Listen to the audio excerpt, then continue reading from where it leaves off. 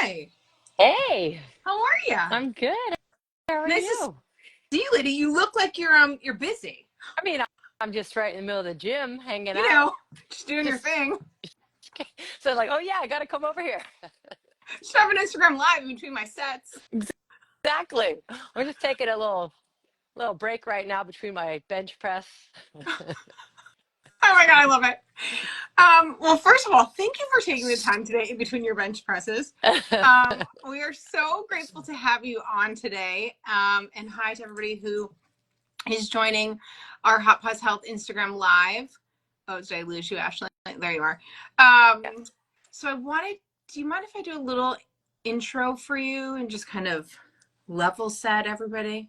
Sure. Okay. Sounds good. So this is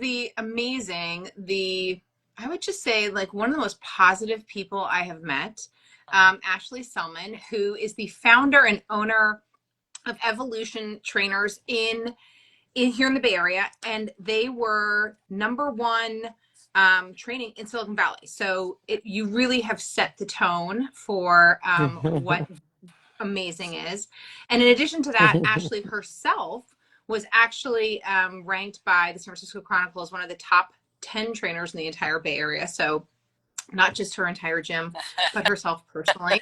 And then last but not least, she recently founded, right when Ashley and I connected, something called Seli Strength. And that we're going to spend a lot of time on that today, which is, it's unbelievable. And so I'm so excited to kind of share this information with everybody and have you explain it, is Yeah. that Seli Strength is focused on blood flow restriction training. And it's a program that Ashley and her team have put together specifically for women in midlife.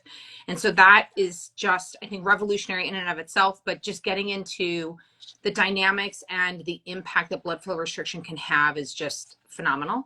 And then maybe my favorite credential and bio is that Ashley is a HotPause Health Yeah. menopause expert and our go-to for saying, hey, what does our community need to know about? What do women need to know about as we transition from perimenopause to menopause, to how do we have longevity as we age to be our best selves and our healthiest selves for the longest possible time? And so we really seek Ashley's guidance on that on a weekly basis. So we're so excited to have you. Well, And not I like will that topic pause. isn't like asked about these days, right? It's kind of It everywhere. is Yeah. everywhere. Yeah. It really is everywhere. Which is great. So Which thank is you for, great. yeah. And so I thought, Ashley, if you would humor us, that we have a handful of questions that our community is constantly asking. Yep. And if you would provide kind of your perspective and your professional opinion, and kind of what you've done for your body, because I think that your personal Mm. story is so relevant. Um, and maybe we start there. It's just kind of like, how did you get into this? Sure. Yeah. No, that's a great place. Thanks for the intro, by the way. It's kind of humbling to hear all that all at once, but I don't tend to sit around thinking about my Yeah, bio, but that's cool. I do. So Anyway, you're good. clearly, but yeah. So I mean, I've been in fitness. I was an athlete, and then I've been in fitness my whole career. So have lived and breathed, working out, strength training, being healthy. But I was faced with a pretty significant health challenge. I broke my hip when I was 13, and it healed as things do when you're 13, Right. and didn't think a lot about it. But really, by the time I was already in my mid 20s, I had bone on bone in my hip. I had bony changes in my hip. I had Yeah. extra bone. So things that were irreversible at that time. And by the time I realized I was having problems, I was already too far down the track to really do much about it. So, being in fitness, I'm coaching all those people. And literally in my 30s, I'm like limping through the gym to like, trying to play it off like I have a little like skip in my step. But it was like hard to get, it was like I couldn't run, I Yeah. couldn't hike, I couldn't, I was very, very limited. And it was, you know, very concerning and depressing. And I went through a lot of, I mean, it's probably one of my hardest emotional challenges because health was so important to Right. me. And then I was having this challenge that I really couldn't do much about. It was incredibly frustrating and incredibly disheartening. and looked at all my options and put it off and put it off, and finally had a hip replacement at 43, which I was not excited about getting that young. There's a lot of reasons why you don't want to get it that young, but I Mm-hmm. was at the point I probably put it off too long in reality. And Right. um but after that, lost a bunch of muscle, happened to go into menopause, which no one was talking about. By 43, I was already post menopause. So combining those two things, I lost a ton of muscle, like 8 pounds over the last several years after that, even though I was strength training. I was doing as heavy lifting as my body could handle. I was doing the right things. And then I discovered BFR through my 79-year-old dad who had had a shoulder replacement, and his doctors and physical therapies recommended. And that's the interesting. A lot of people have not even heard of blood flow restriction yet, but it's Yeah. been around for decades, specifically in physical therapy. And Mm-hmm. it's known, scientifically proven and known to produce tremendous strength benefits under a light load. So, because my hip was compromised and I couldn't load it a Right. lot, when I started doing BFR, all the strength in my leg came back in a very short period of time because I was able to do light loads. And it literally blew my mind. And in the 30 years I've been in this industry, I was like, I've never experienced anything like this. Yeah. So I started, of course, telling my friends and my clients, and everyone I knew was like getting them to use it, and continued to be shocked at the results I was seeing. I had never seen those kind of results in the Mm-hmm. 30 years of training I had done. And I realized that women, specifically menopausal women who are going through the big hormone change of menopause, dropping estrogen, which this isn't talked about a lot, but human growth hormone drops along with estrogen. Mm-hmm. And human growth hormone is very responsible to maintain muscle, maintain bone, reduce body fat. A Mm-hmm. lot of the things we think of as menopausal symptoms are really related to human growth hormone. So interesting. And blood flow restriction has been scientifically proven to produce a higher level of human growth hormone. So it's just a great tool for the menopausal woman, but nobody was speaking to that Yeah. audience. Shocker, right? Yeah. Has that happened before? Right? It's like, What? No, yeah, never. exactly. So I was like, wait a minute. I'm gonna spearhead this. Like, Yeah. why not me? Like you said that too. Like, why not me? Like, I have the right experience. I'm the right demographic. I have a personal story with this, and I see this being a Yeah. huge game changer for Yeah. women. So I started a company a year ago, and been focusing on So, that. how does blood flow restriction work, Ashley? Like, exactly, kind of, can you walk us through? And by the way, I have some. Oh, good. Because I was just like, shoot, do I need to No, go get no, them? I brought Good job. mine. I brought mine. Perfect. Thank you, Good Vanna. job. Good job. Yeah, exactly. You can just show them I'm off. going to.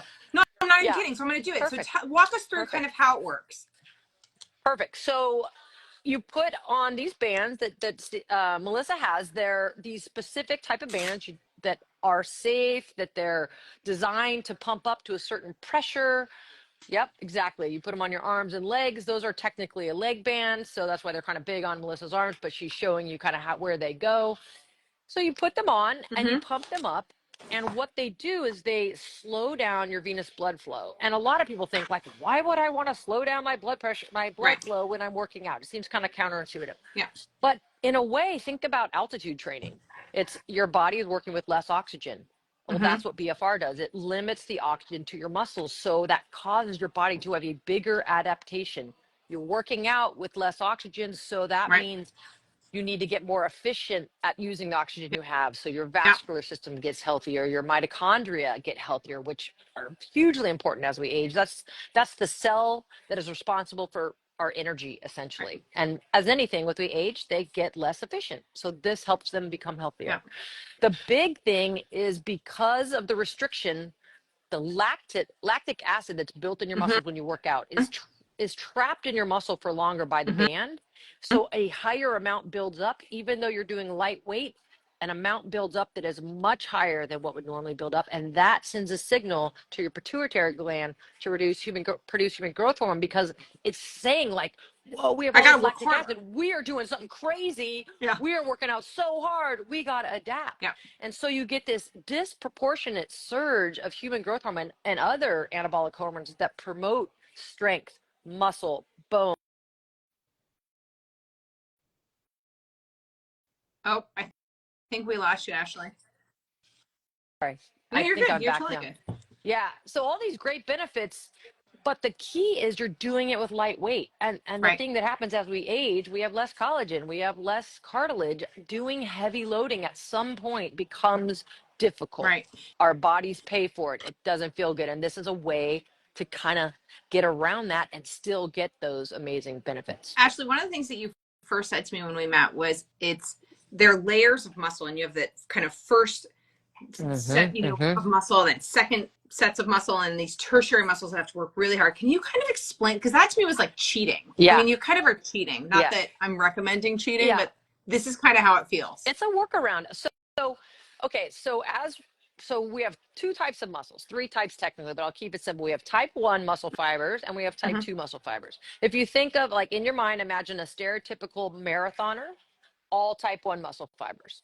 And then think of a stereotypical, like, 100-meter sprinter and think of their body Mhm. type. Lots of type 2 muscle fibers. So type 2 muscle fibers are our power, speed, heavy strength muscles.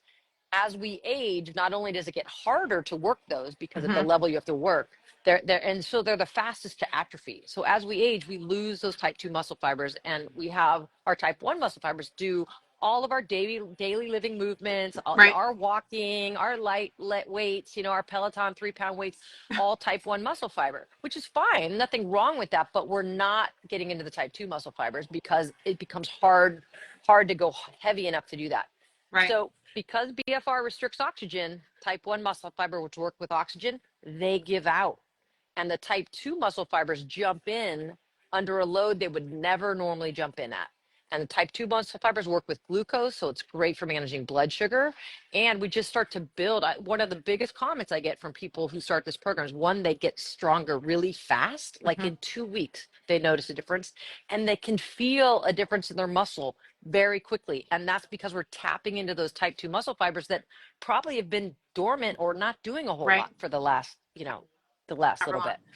And Yeah. so, Ashley, to that end, I mean, if you're on social media and you're in your 40s, you are definitely being targeted, and a lot of content is being Mm-hmm, pushed your way around mm-hmm. the importance of muscle in midlife, and specifically during this transition of perimenopause and menopause. And so, can you just break it down for us in the most simple terms? Why is muscle so important now, like at this Yeah. moment as Yeah. we are aging? It's so good to talk about because people, I think, especially women, think of muscle as how you look, and also too much muscle. Oh, I Right. don't want to get bulky. Right. That's not good. Muscle is so much bigger than that. Muscle is our basically the foundation of our entire endocrine system. And what that means is it manages our blood sugar, it manages our metabolism. Without healthy muscle, not only are you weaker and not able to do as much, like lift Hmm. your suitcase in the overhead bin, or as you get older, like Right. do basic things of daily living. But more than that, it's really running your whole system, your metabolism, your blood sugar. If you use glucose in a workout because you're using type 2 muscle fibers, now your blood has somewhere to put the glucose instead of putting it in your liver or where we Right. don't want it to be put. So Right.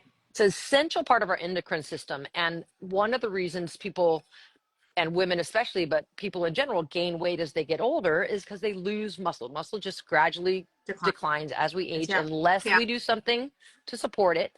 And muscle is responsible for our metabolism. So the less muscle you have, the less calories you're burning day in and day out. So you go out over 10, 20 years, your metabolism is just gradually slowing down and your body Right. gradually gains weight because Right. that's just what's happening with your metabolism. So I think muscle is much more important. It does make you look good, I think, and toned and all that, but it's much Yeah. more than that, right? It's much more than that.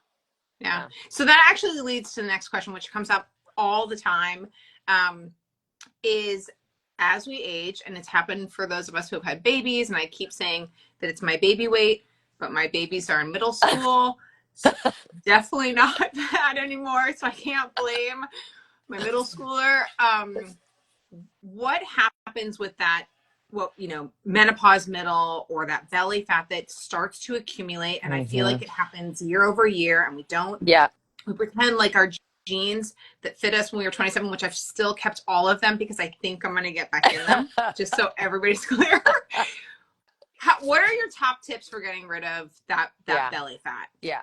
Well, first, it's important to understand why it's Right. happening, right? The couple main reasons. One thing we just talked about: as muscle mass declines, metabolism slows down. As aging and hormones decline, metabolism slows down. So what what our metabolism is doing in our 20s is totally different from what it's doing in our 40s. So Mm-hmm. the creep of weight gain happens. So that's one. The other thing is, a lot of people don't talk about this, but in order to lose weight, and specifically belly fat, your body needs to go through lipolysis, which basically your body can't just take a fat cell and immediately use it for energy. It needs to be broken down Right. into fatty acid, right? And in order to do that, human growth hormone is a part of that equation. So as we age and we have less human growth hormone, Mm-hmm. it gets harder for our body to tap into the stored energy that we already Right. have. So I've Right. had women talk about trying to lose weight and they're starving in their Yeah. energy and brain fog, and it's impossible. But then they start doing BFR training and get this increase in human growth hormone, and the weight loss becomes much easier because they have the human growth hormone that helps break down that fat tissue, and they're able to use that as energy. So they're not starving and they're not low energy. It's actually, and that happens more Mm-hmm. naturally in our 20s and 30s, and it happens less as we get older, Yeah. because we have less human growth hormone naturally. So the best ways to deal with that, I mean, strength training in general, which we've all Yeah. heard, but I know for some people heavy strength training is difficult, so that's when I really say BFR is my best tool in my Right. toolbox for that. Also, and I know this is another big topic, is cardio. What do we do Right. about cardio Right. when we're younger? And a lot of women relied heavily on cardio as maybe their entire fitness program for a lot of Yes. their life. Running, cycling, pelotoning, Elliptical. elliptical, stairmaster. And because we had human growth hormone, because we had all of our hormones, our muscle mass just maintained more naturally. But as we go through menopause, that's not the case anymore. So the long cardio sessions we used to always rely on no longer produce the same amounts, because Right. the same amount of results, because not only are they not helping you build muscle, in some cases they break down muscle Right. if you're doing too much of it, if Yeah. you're not And not fueling eating. properly and not eating. So this big fast Yeah. intermittent fasting craze, which actually does not work for the woman's body the way it does for the man's Yep. body, but people look at this 16-hour fast for men that actually works for men, does not work for women. It's you're because we're made to make babies, Are and women that's our different? body's priority. Yeah. Do you think women's physiology is Just a different? little bit. Perhaps. I don't know. Maybe we should start studying that, Yeah. doing more research on Yeah. that. Yeah. Maybe. But yeah, But no. But so my point is, if you're sitting there on elliptical for an hour and you're watching that calorie count, but you haven't put any of the fuel in, right? You start to see this vicious cycle, correct. particularly for women who are in those 40s and that perimenopause who don't even know what's happening because it used to just work. Right. Yeah. Yeah. So you're doing these long cardio sessions, you're watching your Mm-hmm. calories at the time. Think, great, I burned my 300 calories or Right. my 500 calories or whatever it is. But what you're not realizing is I've just also, because I'm not fueling properly, I've lost some muscle, just, maybe the tiniest bit, but over workout. Mm-hmm. So that the rest of the day, the 23 and a half hours or 23 Right. hours of the day, your metabolism is less. So even though you burned 300 calories in that 30, 45 minutes, the rest of the day you're burning less. And so what's more important is maintaining muscle mass. And I'm not saying cardio is bad, but you should definitely be doing the more high intensity cardio and the Mm-hmm. strength training as your first Okay. priorities, and longer, slower cardio if you have the time, which most people don't, but if you have the time, you can add that on. But most people go to that first. Right. You can see how busy Ashley is. By the way, she's just like blowing up in her Cutting out. gym. I'm trying to You're turn that off, but you're so busy. so important. But yeah, those long sessions are the most Yeah, inefficient, but yet that's what people prioritize. So that's right. the strength training, the high intensity training, and again, that's one of the things I love about BFR. The workouts are literally 20 minutes, and you're getting an hour's worth of impact Yeah, at least. So yeah. being smart and efficient with the workouts, so you're prioritizing muscle and you're prioritizing cardiovascular fitness from Mm-hmm. intervals, and then also what is your metabolism doing after your workout. The harder your cardio workout Yeah, is, the more afterburn you get.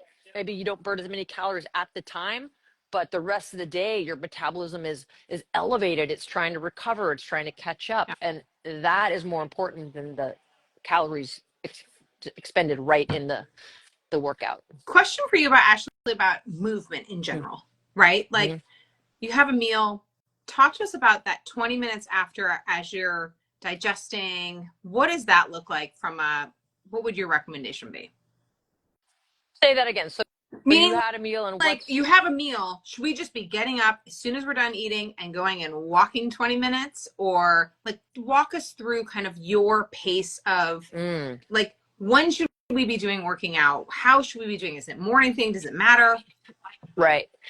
So yeah, if you you typically don't want to work out on a fasted state, I would say. Now, Okay. some people, they're a first in the morning workouters, they're not going to have a meal, but I'd even recommend like, can you drink 100-calorie protein just drink or something Yep. to give your body a little bit of calories to work through so you're not burning, especially any of your muscle tissue. Yeah.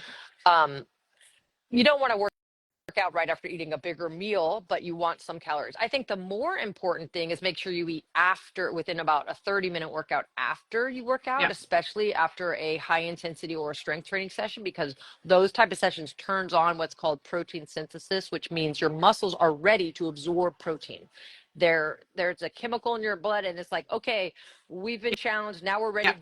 give us nutrition so we can build our muscles back up. So you want to kind of hit that window with some protein, and that's usually 30 minutes, 32 minutes to an hour after a workout. um Protein is obviously super important, I was gonna say, especially let's for get to the women. protein conversation, Yeah, Ashley. Like yeah, we all I want to talk know, about it. I know. Well, one thing I'll say is it's can be a little bit daunting, and I think sometimes people try to overshoot it, and then it's just like too much. So if you're not used to looking at your protein, I would start with like going for 80 grams a day, maybe. Mm-hmm. And what that means is like a lot of people say 30 grams in each meal, but I think that's hard to get in 3 meals. I mean, if you're not eating a big breakfast or a big lunch. So Yeah. I try to sneak it in by, I do a protein drink each day that has like 20 grams. I'll put a little bit in water or coffee in the morning just to get maybe 10 grams. You do want to get a bigger dose after a workout, 20 to 30 grams. Smoothies can be a good way to do that if Right. you like smoothies. Obviously, some amount of real food. It's pretty challenging to be a vegan, and unfortunately, even though I kind of support the thought of Mm-hmm. that, but like it's really hard to get the necessary protein unless you have to really supplement a lot. Right. Animal protein is really that's just how our bodies are made, and how we Right. evolved Right. was eating animal meat. So the amino acids in animal products are important for our body. So if you're someone who doesn't want to eat animal products, you need to really look at how to supplement those amino acids.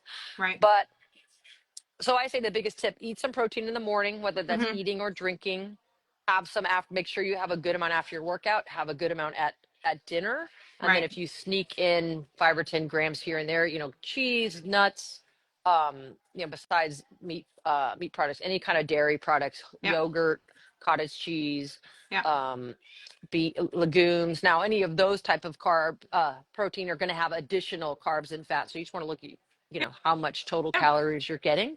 But lean proteins and powders are a good way to get a heavy dose of protein without a lot of extra calories, and then just eating a balanced diet along with Yeah. that. I But feel like there's so much yeah, over complication. And oftentimes it's like, what's good for you. Just right, eat whole foods and eat things that, exactly. are not overly processed and you're going to do fine. Lots of Totally. plants It's and lots of so protein. true. It's so true. Yeah. Yeah. It's like people know Doritos aren't good for them, but they still sell a lot of Yeah, them, they right? So it's like, how do do. but you're right. It's like, don't overcomplicate it. I think there's been a lot of lately there's been a lot of information on protein, but I think previous to that there was a movement sort of towards away from protein from an environmental standpoint, right? Yeah. Like, let's see. So I think some people kind of got into that mindset, and again, that's great. So it's like being how to be mindful about both, Yeah. how to balance that, your health needs, and then also being responsible, Yeah. with what you're eating. Okay. Here's my next question. Is it Okay. ever too late to start strength training? Let's say you're 70 years old. Can you just do it? Absolutely not. So never too late to start. I Mhm. think what people can get into trouble with is if you've never lifted before, Hmm. You're not just going to go out one day and lift heavy. Like you need, it's a very technical, you need to know what you're doing to not hurt yourself. But that's again, blood flow restriction is such a great tool. And I use that. A lot of my clients are in their 70s and even 80s, and they're getting great strength and bone density Yep. gains, which is huge with light weight. So it's way less injury risk for the person who is starting lifting at an older age, right? Like Hmm. I've lifted since I was in high school. So like I know how to do it. I can still do it well, but Right. I still can't even at 54 really lift the way I need to lift to maintain my muscles. Right. So that's where BFR comes in. It's that's why that's why I basically started a company around it. I wasn't looking to, but just like the potential to help people is so huge with this method because it solves a really big problem where the other solution, which is heavy strength training, Right. is not accessible to a lot of people. Right. Actually, one of the things that we talked about, I'm going to say a couple weeks ago now, was a farmer's carry. Like really Mm, kind of your tricks that you're like, this, just do it. I mean, in terms of mm-hmm, longevity or opening a jar, can you mm-hmm. just talk to everybody about that? Because I thought that was so fascinating. And then Yeah. I told my mom, and I was like, you need to start quickly. Start doing farmer's carries so you can Totally, open that's funny. jars. Well, okay, so grip strength, I don't know if you've heard of grip strength is one of the measures they do for longevity, which Hmm. is kind of weird. Like, why does your grip strength? Right. But if you think about it, you're not gonna have a really strong grip and a weak body, or if you have a really strong body, you're not gonna have a weak grip. So it's just a proxy measurement to basically the overall strength of your body. Hmm. So grip strength is really linked to longevity. So one of the ways to work grip strength, in addition to bone density, in addition to posture, right, in addition to Yeah. a functional movement, is a farmer's carry. So what that means, or now sometimes I call it a suitcase carry, is you're just holding weights in your hands as heavy as you can handle. It's one of my favorite strength exercises, heavy strength exercises, because it's low risk, because you're not leaning over, Right. you're not squatting, you're just standing tall, holding weights and walking in a controlled walk, shoulders back, chin back, like with as Yep. good as posture as you can get, trying to stand as tall as you can get, which works all those tiny muscles between your vertebrae to create more space in your spine, to create more length in your spine, to create better posture. Hmm. But the force of the heavy weight is helping bone density, it's helping grip strength, it's helping your body. So bone partially builds from load, right? If we're putting a heavy load on our bones, they're stimulated to stay strong. So I love farmer's carry as a simple, I mean, you need access to heavy-ish Right. weights. For women, probably, at least half your body weight, maybe starting a little less than that, but a good goal. I mean, they say you should be closer to maybe 75% of your body weight, but that's, I think, not super realistic for someone who hasn't done a lot Yeah. of strength training. Ashley's like the busiest person I know. Sorry, No, I'm I have serious. this I'm thing like that I jealous. can't You turn have like off fan because we're calls. on and I don't want to like move it. I don't know. No, it's so good. Anyway, um, so No, let's say so I you're 150 pounds. That's like 30 pounds or more in each hand. So it's a good amount of weight. That would be, and then just keep pushing up to whatever weight you can handle. And then walking around for maybe, let's say, a minute, and then set them down, take a break. You'll notice, do your I hands fatigue first? was gonna Does say. your posture Hmm. fatigue first? What, obviously you don't want to have any pain anywhere, but as long as you feel good holding that weight, it's a great longevity exercise. Okay, so last question here. What is that connection between osteoporosis, bone, and muscle? Because I think that sometimes gets lost on people. Like, okay, I kind of get it, but what's actually happening? Mm-hmm, mm-hmm. Well, it's similar to the grip strength thing if you think about it. Like you're not going to have like super strong muscles and then really weak bones, or you're not going to, it's like it's proportionate. Like your bone is made to support load. Your Hmm. muscles, you have to have strong muscles to hold a load Hmm. or carry a load. And then your bones can support that load Right. mechanically. So they work in conjunction. And if you do heavy lifting that's working your muscle, you're helping the bone. If you work more type 2 muscle, our brain knows type 2 muscle fibers stimulate the bone differently, and there's more. BFR stimulates sort of metabolites in our blood that helps turn over bone. So the more we're just kind of getting the muscle fatigue, our brain knows, oh, we're working our muscles, we need to make sure our bones are keeping up too. So they really are linked in a lot of ways. Yeah. um, Women, because of loss of hormones and estrogen, I mean, the bones become more at risk, just because they're not getting that hormonal support. But that's where the human growth hormone comes in and the strength training comes in to make sure we're working on maintaining those bones as much as we can. Um, given Yeah. that we're dealing with some hormone change and aging, but it really doesn't have to be this cliff that I think a lot of women are experiencing. Yeah, and I think that, I mean, at the end of the day, for me, it becomes about the numbers, right? If 50% of women are going to break a bone after the age of 50, and breaking your hip is the number 2 killer of women in this country, like, just protect your bones and build Mm-hmm. that muscle, and don't overthink it. Just, Mm-hmm. just start doing it, Exactly. incorporating it into your regimen and routine. Don't overcomplicate it, but prioritize it. And Right. so, as we close out here, in terms of women being able to prioritize strength training in a, what I would say, approachable way, in a really thoughtful program, I feel like Seli Strength has changed so many of your, community's lives. How can women listen to this, get in touch with you, and learn more about Seli Strength?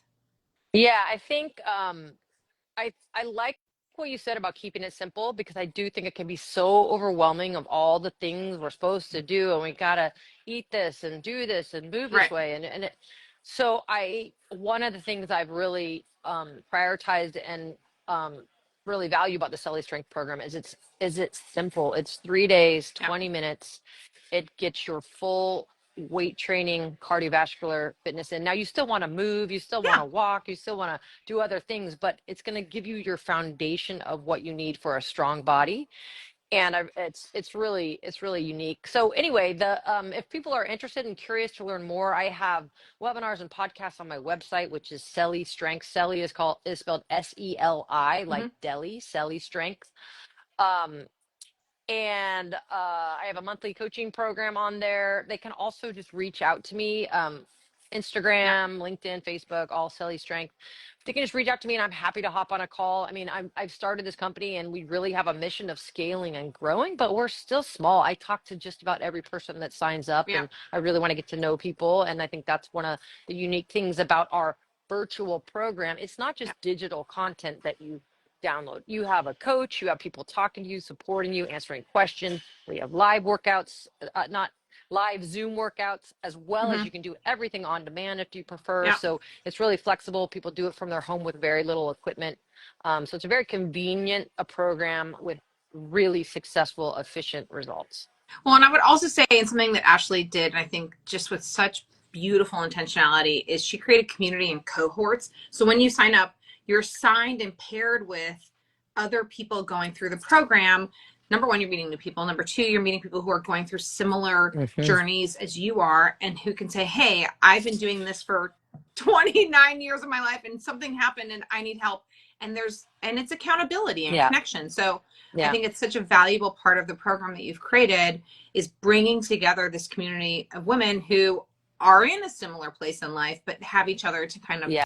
to go through it. Yeah. So Thank you. it's Yeah. awesome. We're really trying to, I think, this virtual and digital is so convenient these days, but we all Yeah. crave community, Yeah. right? So we're really trying to blend that as much as we can. So we offer the convenience, but with the support, with the community. Yeah. So really trying to leverage both of those value propositions. So yeah. Well, thank you, Ashley, for your time today. You're Yeah, of amazing. We're so course. So grateful for fun. you. And we'll share everything, all of your contact information, and how people can get more information. So Perfect. thank you for everything. Yeah, Now you have like it's 75 great. emails and phone calls to return. To go catch up on. Sorry for those distractions. Next time I'll make sure I turn that off. No, people need you. Don't turn it off. Yeah. This is fine. Okay, well, All right. thank you for Thanks, everything. We'll Melissa. talk. You're awesome. All Thank right. you. Take care. Okay, Bye. bye.